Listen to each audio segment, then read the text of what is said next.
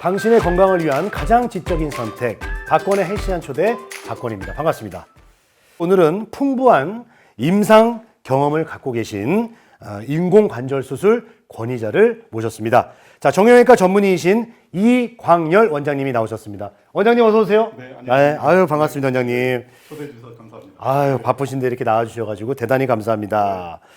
일단 원장님 관절염 네. 어떤 건지 관절염에 대해서 한번 이야기를 좀 들어보죠. 통상적인 관절염은 뭐 무릎이나 뭐 어깨 관절이나 이런 데 관절 자체가 아픈 걸 관절염으로 두고 있는데 네. 사실 이렇게 진단이 되면 되게 어려워져요. 왜냐하면 관절은 어떻게 보면 우리가 기계적으로 사용하는 방법인데 예. 기계가 고장이 나는 거거든요. 관절 자체가 제일 중요한 게 뭐냐면 무게를 실어서 움직인다. 네네네. 그렇기 때문에 사실 마찰이 굉장히 많은 부위고 네. 파괴가 굉장히 많을 수 있는 부위죠. 무게가 많이 네. 가중되니까. 네, 예. 그런데 그것이 안 파괴되고 잘 보존되려면 사실 가장 중요한 요소가 관절에서는 매끄러움을 담당해주는 관절 연골과 그 다음에 힘을 균등하게 전달해 줄 수 있는 무릎의 그 관절의 상태를 유지해 주는 것이 가장 좋거든요. 네. 근데 이제 시간이 지나다 보면 또 나이가 들고 다치거나 어떤 생활 습관이 잘못되다 보면 이 균등을 깨트리는 어떤 질환들이 생길 수가 있습니다. 그래서 그 대표적인 게 뭐냐면 연골판이라는 구조물이 있는데 네, 연골판. 이게 찢어져서 딱딱해지면 문제가 될 수 있고요. 네. 또 하나는 이제 무릎 관절 내에 그 지방이 있거든요. 지방 패드가 있는데 그것이 섬유질화되고 딱딱해지면 무릎을 또 상처 줄 수 있는 어떤 원인이 될 수 있고요. 관절 주머니가 접힌 부분이 딱딱해지거나 두꺼워져서 예. 무릎을 구부렸다 폈다 할 때 상처 줄 수가 있거든요. 예, 그런 것들이 이제 우리가 추격 증후군이라서요. 그런 네. 것들이 문제가 될 수 있고요. 그런 걸로 인해서 이제 가장 무릎에서 중요한 관절 연골이 손상돼서 그 매끄러움을 잃어가는 것들이 관절염이라고 볼 수 있겠습니다. 네. 자, 그러면 이제 뭐 여러 가지 치료 방법이 있겠죠. 관절염에 뭐 그냥 비수술로 하는 것도 있고 수술로도 하는 게 있을 텐데 관절염 치료의 종류는 어떤 것들이 있을까요? 우선 무릎에서 어떤 동작을 할 때 상처를 내기 시작해서 문제가 되는 거거든요. 네. 그렇기 때문에 우선은 구조적 데이터를 좀 잘 뽑아봐서 그러니까 내 생활 습관에서 뭔가 상처 줄 수 있는 동작들을 제어하는 거. 그게 1번이죠. 네, 그런 상태에서 우선 약물이라든지 주사 치료를 하게 되면 효과를 더 좀 좋게 할 수 있고요. 그 다음에 두 번째 같은 경우는 그것이 만약 내가 생활 습관하는데 그런 질환들이 네. 반복될 수밖에 없고 내가 뭐 일상생활이라든지 아니면 직업적인 문제들 때문에 계속 그 나쁜 동작을 해야 된다 그러면은 그 원인을 빨리 밝혀내서 그 원인들을 제거해주는 어떤 관절 내시경 쪽이 원인 제거술을 해줄 필요가 있고요. 그 다음에 그보다 더 진행돼서 이제 연골이 많이 파괴돼서 일부 국소적으로 파괴됐지만 아직 복구가 가능할 때는 연골을 복구하는 수술을 연골 성형술이라고 하거든요. 예. 성형수술하면서 연골 그 원인을 제거해주는 치료를 할 수 있고 그리고 이런 것들이 너무 오래돼서 방치되면 이제 연골 자체가 수술의 복원 능력이 없어집니다. 그러면 그때는 어쩔 수 없이 표면을 다시 매끄럽고 균등한 상태를 유지해 줄 수 있는 게 인공관절이거든요. 네. 그럴 경우에 인공관절을 할 수밖에 없는 거죠. 그러니까 증상이 좀 심할 때는 이제 인공관절 수술을 해야 되는데 그런 그 기준은 어떻게 보세요? 어떻게 전문의 입장에서? 우선은 제일 중요한 게 예. 사실은 지금 엑스레이 진단을 하기 때문에 이게 문제가 커지고 있습니다. 그래요? 사람들은 보통 관절염 하면 이제 뼈의 상태가 어떠냐고 물어보는데 사실은 관절은 뼈의 상태를 보는 게 아니에요. 뭐냐면 뼈와 뼈를 연결하는 곳이에요. 네, 연결을 하지만 왜냐면 우리가 인류가 이제 관절염에서 고민을 받는 이유는 뭐냐면 뼈의 성질 때문에 그래요. 제가 어떤 거를 많이 비교하냐면 시멘트하고 비교를 하거든요. 그러니까 뼈를요? 예. 네네네. 왜냐면 시멘트처럼 어떤 형태를 유지하고 그 다음에 버틸 수 있는 단단함을 가지고 있지만 예. 시멘트랑 똑같이 거칠어요. 그렇기 때문에 표면으로서 쓸 수가 없는 거죠. 마치 우리가 집을 짓고 나서 시멘트를 그냥 노출해서 살지 못하는 것처럼 사실 그렇기 때문에 뭘 하냐면 우리가 매끄러움을 가지고 해서 장판도 깔고 예. 벽지도 붙여야 되고 그렇죠. 사실 그 문제가 관절의 문제거든요. 아하. 예, 그런데 엑스레이 상에서는 이 연골 자체가 보이지가 않고요. 근데 엑스레이에서 보이는 뭐 진단은 예전부터 많이 했지만 연골이 정말 많이 파괴됐을 때 그리고 그게 마치 다 무너져서 이제 더 이상 회복이 힘들 때 정도의 엑스레이에서 판명이 되는 경우가 많으니까 사실 엑스레이로 판명하기 좀 너무 늦고요. 네. 네, 그래서 보통은 이제 무릎 안에 있는 연골 상태를 정확히 볼 수 있는 MRI라든지 검사를 통해서 하고 네. 사실은 환자를 개별화시켜 줘야 돼요. 눈, 코, 입은 누구든지 다 있지만 사실 조금씩 다 다르죠. 그렇죠. 그렇기 때문에 만약 제가 이제 많이 비교하는 게 뭐냐면 환자의 이제 코를 많이 비교를 하는 게 네. 이해가 쉬운 거예요. 네네네. 어떤 사람은 태어나기를 코도 크고 콧구멍도 넓어. 어. 그러면 코로 숨쉬기 너무 좋잖아요. 예. 근데 어떤 사람은 코도 작고 콧구멍도 막혀 있는데 그 사람 보고 코로 숨쉬면 어떻게 돼요? 힘들죠. 예. 그런 것처럼 무릎도 어. 비슷하게 해부학적 구조는 같은 걸 가지고 있지만 형태가 좀 다르기 때문에 어떤 사람은 운동을 굉장히 많이 하고 위험한 동작을 많이 해도 상처가 잘 안 나는 사람이 있는가 하면요. 어떤 사람들은 그런 작업을 조금만 해도 굉장히 상처가 쉽게 날 수 있기 때문에 야. 사실은 관절은 정확한 구조적 데이터를 통해서 환자를 개별화하는 게 가장 중요하다고 생각합니다. 연골이라는 게 이제 운동선수들이 더 많이 상할 것 같은 생각이 들거든요. 네. 계속 똑같이 많이 쓰고 그러니까. 네. 그런데 오히려 그걸 잘 쓰면은 크게 파괴되지 않고 네. 오히려 그렇게 혹사하는데도 그럴 수 네. 있어요? 몸을 좋게 태어난 사람들은 많이 써도 기계가 잘 안 고장나니까. 음. 그래서 어떤 일을 많이 해도 안 아픈 사람이 있는데 네. 어떤 사람은 좀만 쫓아해도 너무 아플 수 있잖아요. 어. 그러니까 그런 차이들을 사실은 관절 질환은 굉장히 개별화하는 게 가장 중요하다고 생각합니다. 그러니까 저는 이제 운동을 진짜 안 하거든요. 그래서 저는 연골이 쌩쌩하다고 생각하고 있었거든요. 네. 하도 안 써서. 그건 아닌 거예요? 아니요. 저는 제가 쌩쌩한 줄 알아요. 왜냐면 아꼈으니까. 네. 되게 아꼈어요, 저는. 네. 진짜 운동을 아예 안 해요. 아껴서 쓰시면은 예. 그리고 제가 맨날 환자들 보고 게으르면 관절은 별로 안 아프다. 어. 예, 왜냐하면 진짜 건강. 사용량이잖아요. 전체 사용량도 되게 중요하지만 예. 사실은 관리라는 게 꼭 사용량을 조절하는 게 아니고 네. 사실은 어떤 신호가 왔을 때 우리가 몸을 어떻게 대처하느냐. 와. 예, 그거에 따라 달라질 수 있으니까 또 제일 문제되는 게 뭐냐면 어떤 분들이 내가 이렇게 치료받았으니까 너도 그렇게 치료봐요 하고 하는데 다를 경우가 많아요. 왜냐면 무릎이라는 다르구나. 통증이라는 체계가 하나밖에 없다 보니까 무조건 아프면은 쟤나 나랑 똑같은 병이라고 생각하지만 네. 사실 다를 수가 많죠. 원인도 다르고 그 다음에 그 조심해야 될 부분도 다를 수 있는 거죠. 네. 알겠습니다. 예. 자, 그렇다면 네. 인공관절 수술을 하면은 네. 환자에게 무조건 좋아집니까? 일단 하고 나면? 그래도 많이 굉장히 좋아지긴 하지만 사실 불편해하는 분들이 꽤 있습니다. 그러니까요. 네. 그걸 오늘 저희가 파헤치려고 그래요. 네. 예. 왜 그런 거죠? 비싼 돈 들여서 수술을 네. 했는데. 아무래도 그 무릎의 고유의 특성이 있거든요. 그거를 사람이 만든 걸로는 다 해결을 못해요. 그러다 보니까 사실은 피할 수 있으면 너무 좋지만 아까 말한 것처럼 연골이 더 이상 복원이 안 돼서 무릎이 마치 맷돌처럼 막 단련되면은 그런 상태보다는 인공관절이 낫다는 거죠. 그리고 사실은 인공관절 오기 전에 그 상태가 안 올 게 관리하는 게 더 중요하다고 볼 수 있죠. 그러면은 인공관절 수술하고 나서 이제 굉장히 좋아질 수 있지만 네. 문제점도 이제 생긴다고 하셨는데 네. 그 확률적으로 우리가 좀 볼게요. 그럼 어느 정도 확률이에요? 보통 이제 뭐 전 세계적으로 가장 유명하다는 메이오 클리닉 같은 경우도 한 1에서 1.5% 정도 보고 있고요. 어떤 클리닉이요? 메이오 클리닉이라 그래서 예, 그거 뭐예요? 이게 그 굉장히 유명한 그 관절에서 유명한 파트를 담당해 주는 네. 가이드라인을 만들어 준 병원이 있는데 네네네. 거기서도 인공관절 같은 건 한 1.5% 정도예요. 1.5%? 네, 정도의 합병률을 가지고 있다고 하지만 사실 우리나라가 훨씬 더 잘하는 것 같아요. 그래서 한 200명 정도 하시는 분들 중에 한두 분 정도가 좀 불편해 하시는 것 같습니다. 그러니까 사실은 인공관절 하려고 외국 가실 필요 없고요. 네. 대한민국 사시는 게 가장 좋습니다. 네, 그렇죠. 우리 대한민국 뭐 우리 의사 선생님들이 아주 훌륭하신 분들이 워낙 많기 때문에 자, 그렇다면 그 문제라는 게 이제 어떤 문제가 나타나는 건지 참 궁금하네요. 네, 그러니까 인공관절 후에 보면은 이제 기계적으로는 대부분 문제가 없어요. 왜냐면 기계는 그러니까 검진된 거기 때문에 기계적인 건 굉장히 우수합니다. 하지만 그 기계가 우리 몸에 들어왔을 때 어떤 반응을 일으킬까? 그러니까 왜냐면 피부를 보시면 비슷해요. 어떤 사람은 우리가 꼬맸을 때 네. 어떤 분은 똑같은 분이 꼬맸는데도 어떤 사람은 거의 흉이 안 남게 깨끗하게 낫는 분이 있는가 하면 어떤 분들은 거기에 막 뭔가 지렁이처럼 만들어지는 분들이 있죠. 예. 그런 것처럼 그 인공관절이 내 몸에 어떻게 반응하느냐에 따라 달라질 수 있고요. 그 다음에 또 이제 불행하게도 이렇게 우리가 관절이 많이 파괴된 상태에서는 예. 기구를 삽입할 때 굉장히 어려운 점이 생깁니다.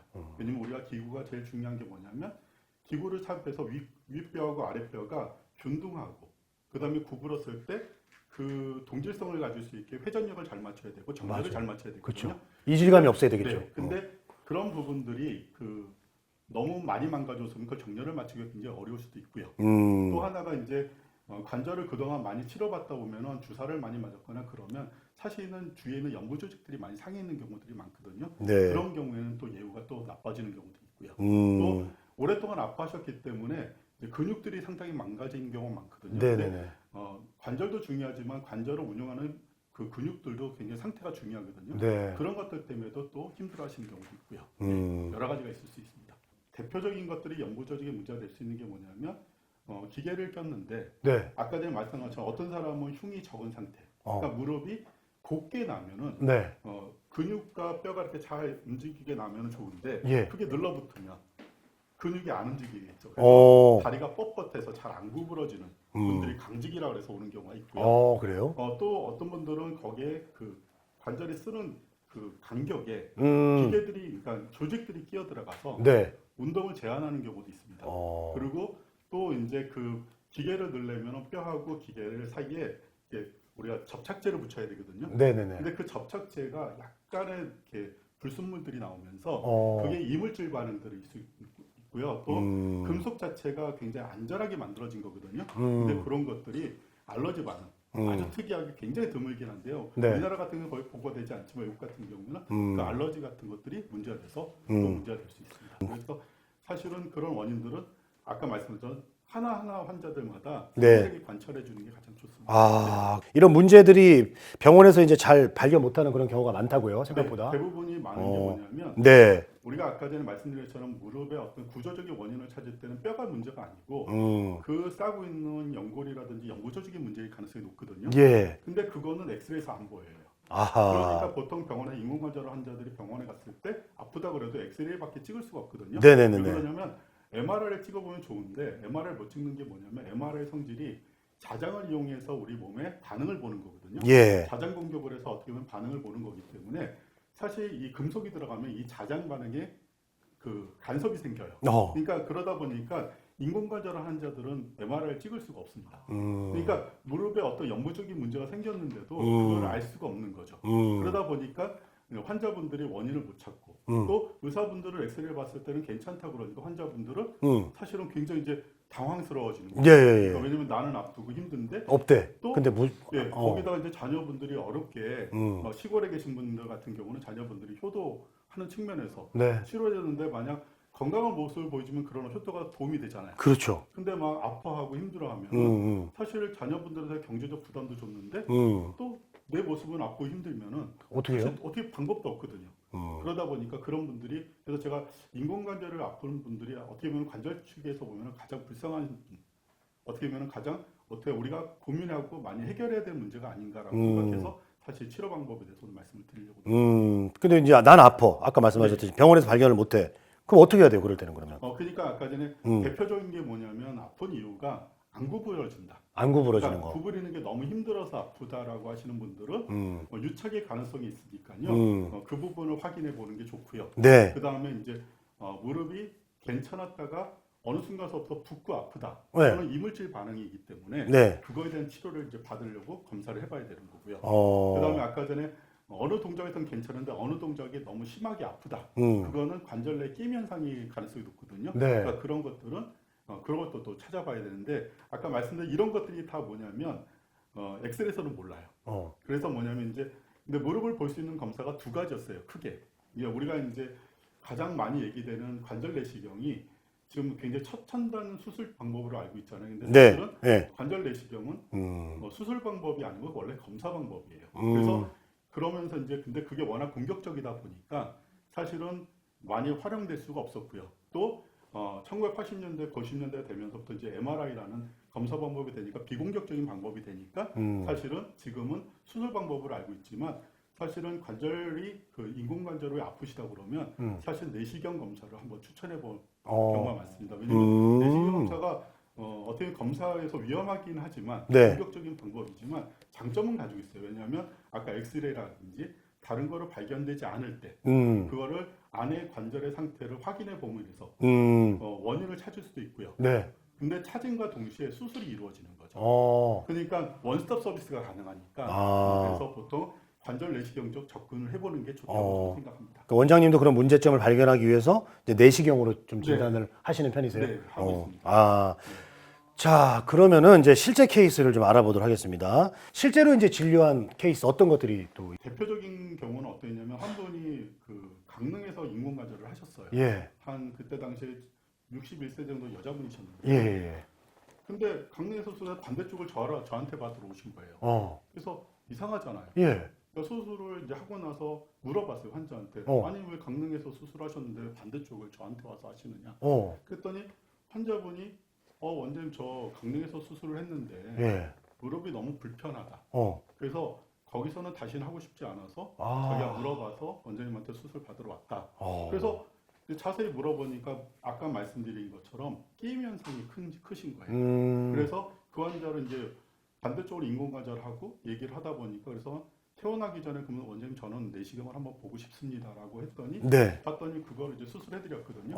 그랬더니 나중에 퇴원하시면서 하신 말씀이 예. 원장님 저 요번에 인공관절 한 거보다는 그 내시경이 중에 너무 고마워요. 그 내시경은 제가 대학병원도 가봤고 여러 병원을 가봤는데 답이 없었거든요. 근데 그 문제가 해결되니까 자기는 이제 한쪽 다리는 이제 자포자기 거의 상태였는데 그게 좋아지니까 굉장히 좋았던 경우도 있고요. 그 다음에 한 분도 이제 오셨는데 아까 전에 한 7, 8년 됐는데 갑자기 붓고 아픈데 네. 방법이 없는데 와서 보니까 아까 이물질 반응 거 그래서 그걸 해결해 주니까 굉장히 좋아지셨어요. 끼임 현상, 이물질 현상. 네, 그런 것도 있었고요. 그리고 이제 대표적인 게 굳음 현상이거든요. 근데 굳음 현상. 어느 정도까지 굳어질 수가 있냐면 이거 제일 불편하실 텐데. 환자분이 거의 그 한 요만한 의자를 못 앉으시는 거예요. 그리고 이제 어디는 다리가 다 안 펴지고 그러니까 약간 원숭이처럼 걸어 다니시는 거죠. 네, 그런 상태에서 오셨는데 그분 같은 경우도 적어도 왜냐면 너무 많이 굳으면 아무리 수술을 잘해드려도 한 100에서 110도, 120도밖에 안 나와요. 근데 우리가 보통 일상생활을 편하게 하면 140도 이상은 나와야 되거든요. 예. 근데 그래도 그 환자가 이제 화장실도 좀 편하게 다닐 수 있었고 그래서 좋아지는 경우도 있어서 사실 이런 분들이 굉장히 많아서 꼭 한번 소개를 시켜드리고 싶어서. 그 원인을 알게 됐을 때 얼마나 그 기쁨이 있을까요? 참 불편하게 못 걷다가 걷게 된다거나 아니면 좀 덜 펴지던 관절이 또 편하게 펴지면은 아마 좀 삶도 굉장히 개선이 될 것 같아요. 삶의 퀄리티도 그만큼 이제 몸이 참 중요한 겁니다. 그리고 또 하나가 이제 또 환자분들이 계속 병원에서는 괜찮다고 이상이 없다 그러는데 자기가 아프면 어떤 느낌이세요? 답답하죠. 거짓말쟁이 같은. 그러니까 뭐 제가 솔직하게 얘기한 건데 거짓말쟁이 같은 그런 문제가 해결되니까 심리적인 문제들. 가족분들한테도 내가 아픈 게 내 문제가 아니었고 이게 내가 수술했던 어떤 문제들이 생긴 거라는 게 확인되는 게 굉장히 환자분들한테도 어떻게 보면 되게 도움이 많이 되죠. 원장님 얘기를 듣다 보니까 이제 이 우리 어르신들 중에 이거 뭐 젊은 분들도 포함입니다. 혼자만 아파서 끙끙 앓고 어디다 말도 못하고 그런 분들이 여기서 이제 조금 이런 검사들을 좀 잘 받게 돼서 원인을 알게 된다면은 좀 해결의 실마리를 좀 찾을 수 있는 게 아닌가 그런 생각이 듭니다. 네, 맞습니다. 그 아파서 지금 고민하시는 분들 가장 먼저 해야 될 게 뭘까요, 그러면? 우선은 이제 지금의 잘못된 것 중에 하나가 뭐냐면 환자분들이 나 이제 보호자분들이 환자의 문제로 생각하는 경우가 상당히 많아요. 어떻게 보면 수술이라는 게 어떻게 환자가 희생을 통해서 그런 것들을 좀 적게 하려고 내 문제보다는 내 문제를 누군가가 해결해줘서 완성을 시키는 방식이잖아요. 물론 수술은 어떤 재활이라든지 관리가 굉장히 중요합니다. 하지만 그런 것들이 잘했으면서도 문제가 될 경우에는 그거는 환자적 문제가 아니고요. 어떤 이런 수술이 내 몸에 오는 반응에 대한 차이가 있을 수 있다라는 그 차이점에 대해서 이해하셔가지고 적극적으로 좀 병원들마다 어떤 게시판이라든지 아니면 아는 병원들을 통해서라도 여러 가지 물어보고 다양한 솔루션을 제공받는 게 좋습니다. 자, 수술을 하시는 전문의한테 제가 이런 질문을 드리면 조금 그럴 수는 있지만은 그래도 할 수 있는 한 비수술적인 방법을 하는 게 더 나을까요? 그럼요. 그러니까 제일 중요한 거는 그래서 조기 발견이 되게 중요하거든요. 그러니까 우리가 보통 무릎에 통증이 왔다라고 하면은 지금은 어때요? 불편하고 힘드니까 빨리 없애자. 그러니까 강력한 약이나 강력한 주사들을 통해서 빨리 없애자가 되는 건데 사실은 여기서부터 잘못된 거거든요. 왜냐면 우리가 이 몸에서의 통증은 우리 몸에서 가장 중요한 보호장치예요. 왜냐하면 우리는 고치고 파괴되고 고치고를 반복하면서 사용하는 유지하는 방식이기 때문에 파괴가 어느 정도 됐을 때 그걸 경고하는 시스템이 굉장히 중요합니다. 그러니까 내가 아프다 그러면은 내가 왜 아픈지를 정확히 분석을 해봐야 돼요. 그러니까 사실은 분석하고 그리고 또 하나가 뭐냐면 지금 많은 환자분들이 뭐냐면 선생님 저기 처음에는 운동하다가 아팠는데요. 조금 많이 하면 안 아파요. 라는 말을 하거든요. 그러니까 오히려 운동이 어떤 치료에 도움이 되는 게 아닌가요라고 하는데 사실은 조금이라도 통증을 유발하는 운동은 안 좋은 겁니다. 왜냐면 우리가 이제 신경 체계를 좀 이해하시면 되는데 신경에 시냅스라는 구조물이 있어가지고요. 어느 정도 이상의 자극이 오면은 그 정기적 자극을 멈춥니다. 사실은 통증이 왔을 때는 좀 더 적극적으로 우리 몸에 구조적인 문제가 뭐가 있는지 그리고 또 내가 어떤 동작을 했을 때 아프다 그러면 그 동작을 제어하는 게 가장 좋습니다. 네. 그래서 그 동작을 안 하고 그다음에 그만큼 쓰는 걸 제어함으로 인해서 무릎 관절을 스스로가 보호하는 게 먼저고요. 네, 그런 상태에서도 관리가 잘 안 되거나 내가 어떤 일적인 문제 때문에 꼭 문제를 해결한다면 빨리 발견하셔서 상처가 깊어지기 전에 그 원인을 제거하는 게 좋고요. 네. 그렇기 때문에 그런 것들을 잘 경합을 하게 되면 사실은 인공관절은 관절의 사망 상태거든요. 네. 그러니까 관절이 파괴돼서 사망되는 것까지 막을 수 있다는 거죠. 그러니까 인공관절도 안 할 수 있는 줄어들 수 있는 방법이 될 수 있기 때문에 네. 가급적이면은 아프다 그러시면은 조기에 발견하고 조기에 치료하고 또 스스로가 어떤 아픈 동작을 제어함으로 인해서 네. 몸을 스스로 보호하는 것이 가장 중요합니다. 네.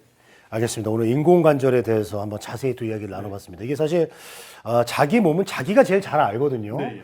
그런데 이제 아유 이러다 낫겠지, 이러다 말겠지 이렇게 하면서 그냥 방치해두다 보면 이제 더 큰 병을 가져올 수가 있으니까 몸이 좀 안 좋다 싶으면은 주변 신경 쓰지 마시고 네, 예. 자기 몸은 자기 제일 중요한 거잖아요. 네, 그렇습니다. 무조건 가셔서 정확하게 검사를 받는 게 제일 중요하다라는 생각이 듭니다. 자, 오늘 좋은 얘기 해주신 우리 정형외과 전문의 이광열 원장님과 인공관절 수술에 대해서 이야기를 나눠봤습니다. 오늘 이렇게 바쁘신데 출연해 주셔서 대단히 감사합니다. 저도 감사합니다. 네, 고맙습니다. 네. 네, 당신의 건강을 위한 가장 지적인 선택, 박권의 헬시한 초대. 오늘 준비한 소식은 여기까지입니다. 저희는 다음 주 또 더 좋은 소식으로 인사드리겠습니다. 고맙습니다. 네.